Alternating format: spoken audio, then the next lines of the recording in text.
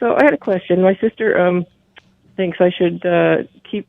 I got some new money from my brother who passed away, and it's in a different account. And she suggests I keep it in a separate account and not because put it all where I have my main individual account because of the FDIC that it only covers up to $100,000.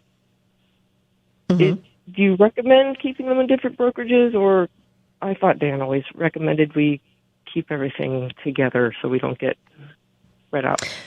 Yeah, so there's two issues there. FDIC insurance, I mean, I like to use institutions, and unless you're using a credit union because they have a little bit of a different insurance coverage. But banks, you should always look for one that has FDIC coverage, not because it's going to be a great benefit if we have this big financial catastrophe, because there's just not enough money to back all of the deposits that are there, but because those institutions have to follow certain guidelines and they have to adhere to certain standards in order to have the FDIC coverage. And it really reduces the risk of your particular institution going out of business. So it happens all the time. Banks at a very small percentage rate go out of business, and what happens, the FDIC comes in and they just open under a different name, usually over the weekend. So it helps with that.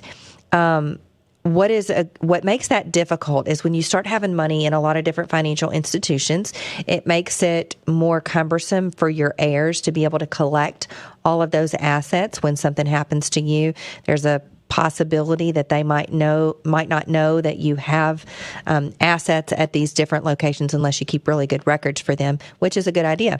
But you can do your CDs in a brokerage account. So even if you're not wanting to get into stocks or mutual funds or ETFs, you can open a brokerage account at a discount brokerage firm and deposit all of your CD money there. And then you just want to make sure that you have the ability to shop from CDs all across the country. It's called brokered CDs.